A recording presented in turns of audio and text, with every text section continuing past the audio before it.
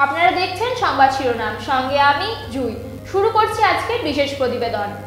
বাংলার রাজনীতিতে ফের উত্তাপে পারদ চড়ছে। পঞ্চায়েত লোকসভা পেরিয়ে এখন সবার নজরে 26শে বিধানসভা ভোট। আর এই ভোট যুদ্ধকে সামনে রেখেই ফের একবার বঙ্গে আসতে চলেছেন কেন্দ্রীয় স্বরাষ্ট্রমন্ত্রী অমিত শাহ। সম্প্রতি বিজেপির নতুন রাজ্য সভাপতি শ্রমিক ভট্টাচার্য দিল্লিতে কেন্দ্রীয় স্বরাষ্ট্রমন্ত্রী অমিত শাহের সঙ্গে দেখা করেছেন। এই সাক্ষাৎ রাজ্য রাজনীতিতে নতুন জল্পনার সৃষ্টি করেছে।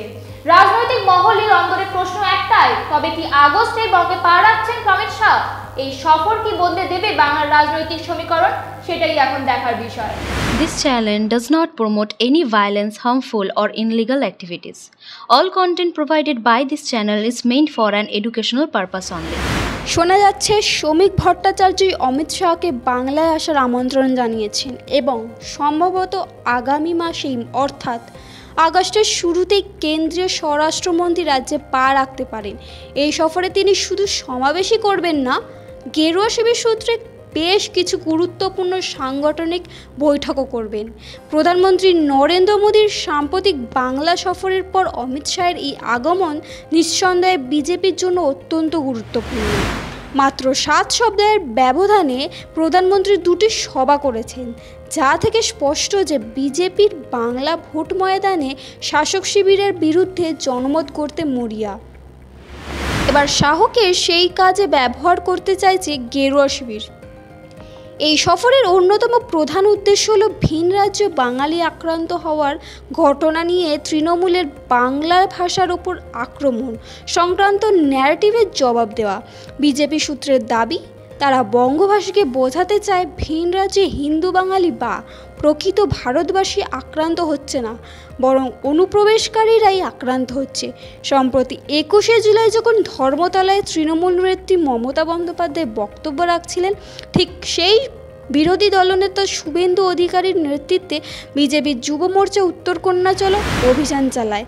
এই ঘটনা স্পষ্টতই প্রমাণ করে যে নির্বাচন যত এগিয়ে আসছে ততই রাজনৈতিক দলগুলোর মধ্যে টক্কর বাড়ছে। কেউ কাউকে 1 ইঞ্চি জমিও ছাড়তে নারাজ। অন্যদিকে এই মুহূর্তে বিজেপির অন্দরে খবর হলো, নতুন রাজ্যের সভাপতি শ্রমিক ভট্টাচার্য দলের ঐক্যবদ্ধতার উপর জোর দিচ্ছেন।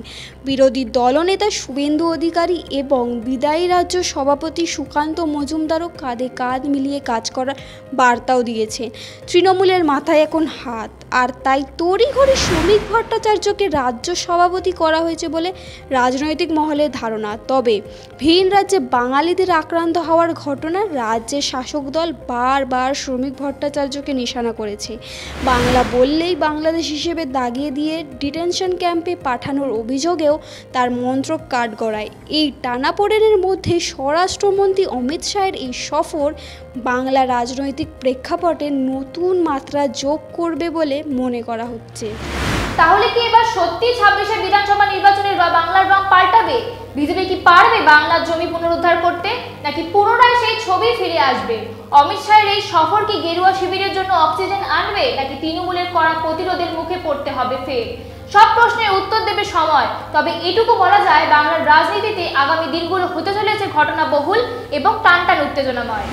সঙ্গে থাকুন, দেখতে থাকুন সংবাদ শিরোনাম। নমস্কার।